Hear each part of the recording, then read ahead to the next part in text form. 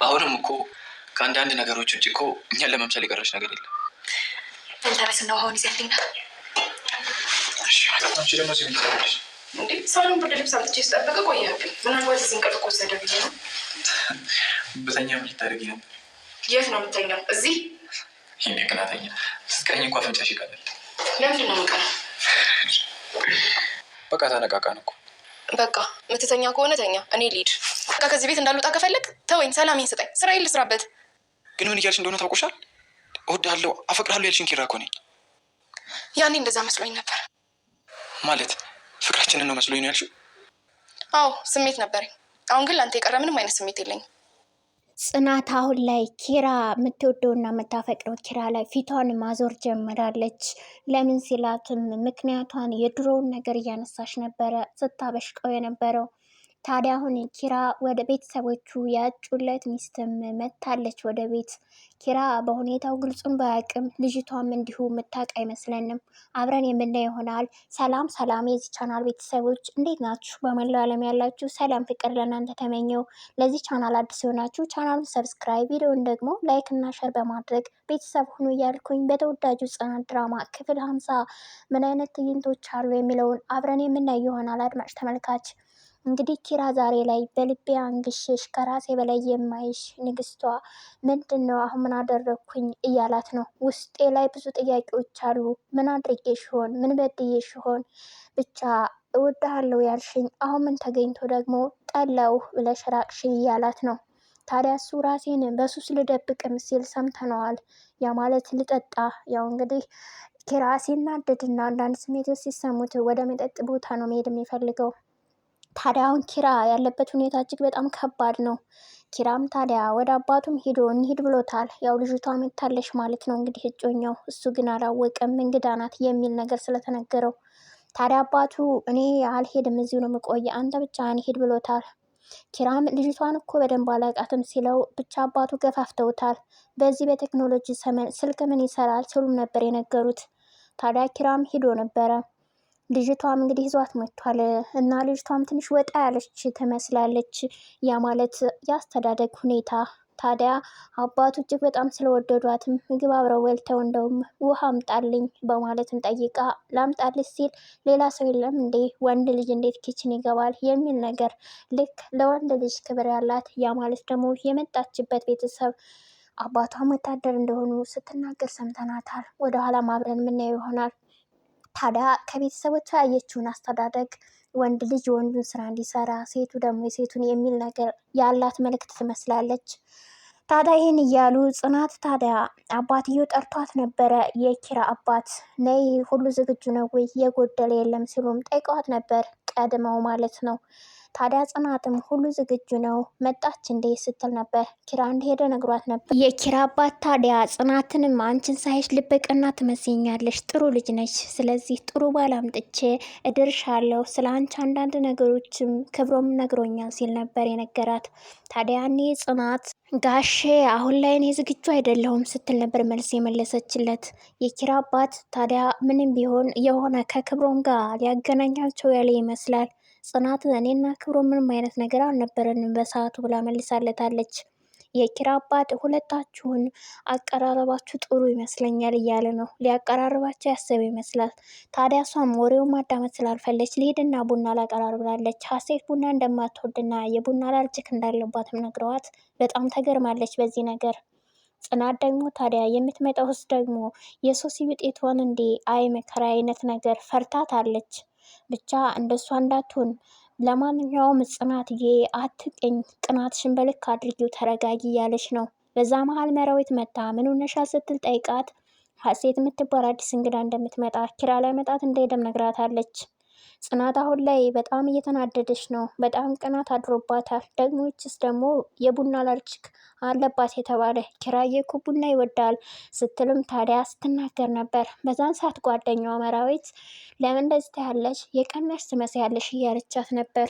የኪራ አባትም እንግዲህ ወደ ልጅቷ አባት ስልክ ደውሎ ነበርና ልጅ በጣም በጽኑ ስነ ምግባር ያደገች ናት። ስለዚህ ሁለቱ ወጣቶች አይደሉምን? በደንብ ይተዋወቃሉ፣ ይጫወቱ እኔ እያለ ነው። እኔም ወደ ስራ መመለስ አይቀርም ብሎታል።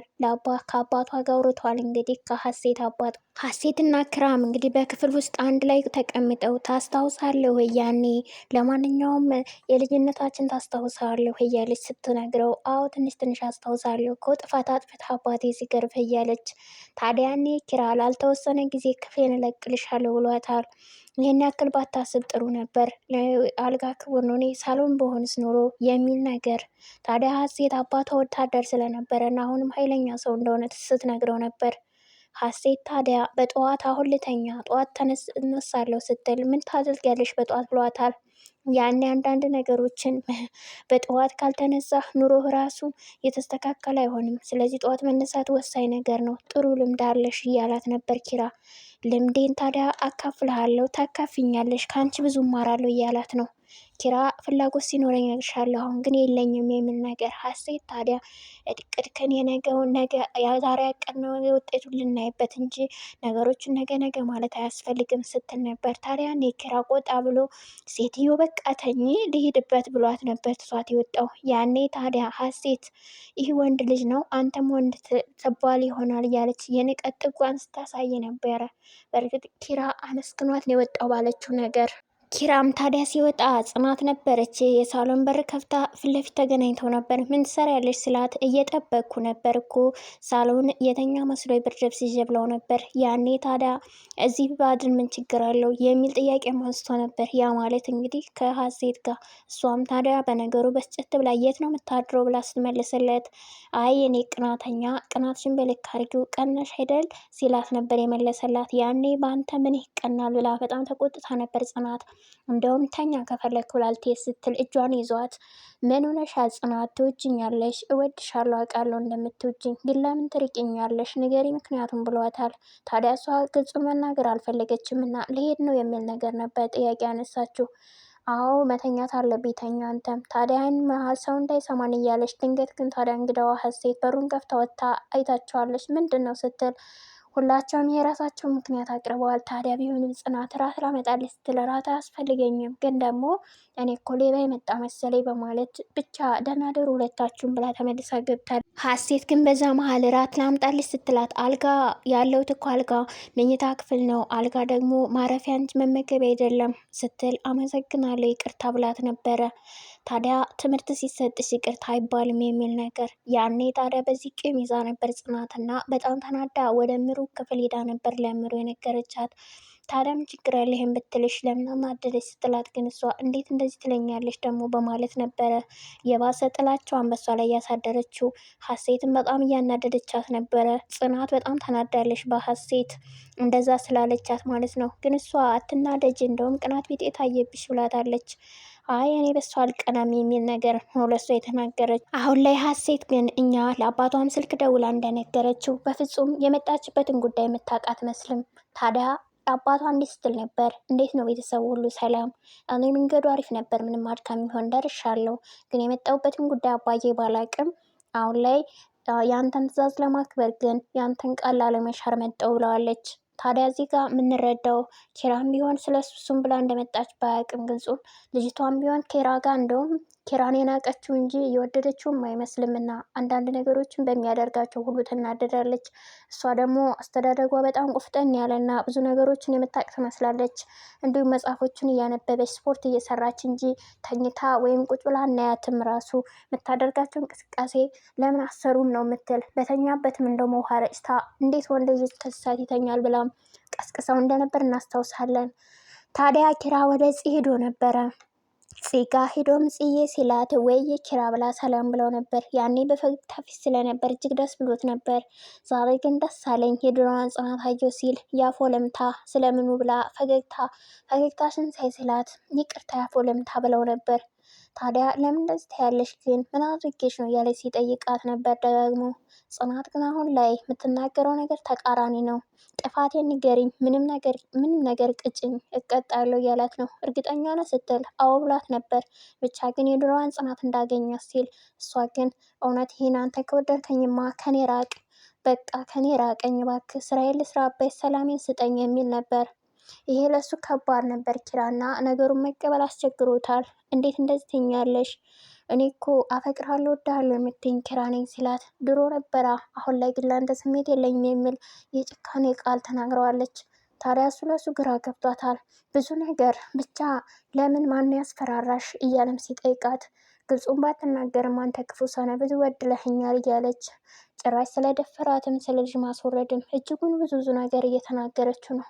ታግሷት ነበር። ታዲያ እኔ በቃ አትቅኝ የሚል ነገር ሲነግራት በአንተ ምን ይቀናል? አንተ ሴት ልጅ ስለደፈርክ ነው ወይስ ደግሞ የወደደችን ሴት ስላሳበርክ የሚል ቃል ያኔ ትዕግስቱ ስላለቀህ በጥፊም መቷት ነበረ። ታዲያ ይሄን ያደረግኩት ከአቅሜ በላይ መቆጣጠር ስላቃተኝ ነው ብሏት ጥሏት ሄዷል በስሜት ተናዶ። ኪራ አሁን ላይ ቤት ውስጥ የለም። ጽናትን ባረገችው ነገር እየተጸጸተች ለሱ ብዬ እንጂ ስትልም ተከፍታለች። ታዲያ ምን ላድርግ እያለች ይቅርታን ብለው ነበር ጥፊ መቷት ሲሄድ። በእርግጥ እሱ አልሰማትም። ወደ ናሆሜም ሂዳ አንዳንድ ነገሮችን አሁን ላይ እኮ ተቀይረሽበታል፣ ለምንድን ነው ግን ምንድነው ምክንያት ብሎ ሲጠይቃት ናሆሜ ምክንያቱም በግልጽ ቀናሽ እንዴ እያለ ሲጠይቃትም በሀሴት ቀናሽ እንዴ ሲላት ለምን አልቀናም ብላ ነበር። እሷ እኮ ልክ እንደ ወንድ ነው ራሱ የሚያት እንኳን አይደለም ፍቅር ሊያስባት ሲላት፣ እሷ ግን ደግሞ እኛም ሰራተኛ ተብለን ነበር በሰዓቱ። ስለዚህ እንቁላል ቀስ በቀስ በእግሩ ቁሞ ይሄዳል ብላ ተርታበት ነበር ተነስታ ሄደችው። ታዲያ አሁን ምሩና ናሆሜም ቢሆን ስለ እነሱ ጉዳይ እጅግ ያሳሰባቸው፣ ግን አሁን ላይ ጽናት እንደ ጥፋተኛ እየቆጠሯት ነው። እውነተኛው ምክንያት እንኳን ባያውቁም ሁለታቸውም አሁን ላይ አጀብ የሚያሳይ ፍቅር ሊጀምሩ ነው።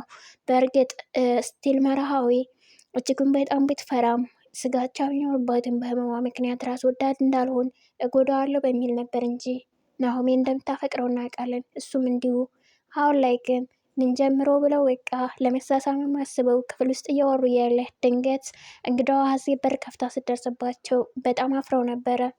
ያኔ ታዲያ ወደውኑ ተነስቶ ናሆሜ ሲወጣ መራዊት ነበረች እና ያኔ ታዲያ ሀሴት ይሄ ልጅ ግን ምስኪን ይመስላል፣ ግን ምን ሆናችኋል? ትክክል አይደላችሁም እያለች ነበር ተቀምጣ። ያኔ ናሆሜን ነው ምስኪን ያልሽው በማለት እሺ እኔም ልሄድ ብላ ወደውኑ ከእሷ አጠገብ ጠፍታለች። ታዲያ ይቺ እንግዳዋ ሀሴት በሁኔታዎቹ እየተገረመች ነው። እዛ ጋር የምታየው ነገር አለ የጽናትና የኪራ፣ እዚህ ደግሞ የናሆሜንና የመራዊትን። እዚህ ቤት ምን እየተካሄደ ነው? ምንድን ነው ያለው እያለች ነው። የምታውቀው ነገር የለም የመጣችበትን ጉዳይ እንኳን። አሁን ላይ ግን ኪራ ከቤት ወጥቷል። የት እንደሄደም አይታወቅም። ጽናትም ፊቱን ማየት በቃ ለማየት ብላ እንድትርቀው እያደረገችው ነው። እና ቀጣይ ክፍል አድማጭ ተመልካች ምን ሊፈጠር ይችላል ብላችሁ ታስባላችሁ? ጽናት ከኪራ ከራቀችው ኪራ ደግሞ ግዴታ ይችል ሊቀርባት ይችላል የሚል ግምት ይኖረናል። ብቻ እናንተንም ሀሳብ አስተያየት አስቀምጡ። ለዚህ ቻናል አዲስ ሲሆናችሁ ሰብስክራይብ፣ ላይክ፣ ሸር በማድረግ ቤተሰብ ሆኑ። አብራችሁን ስለቆያችሁ እጅጉን በጣም አመሰግናለሁ።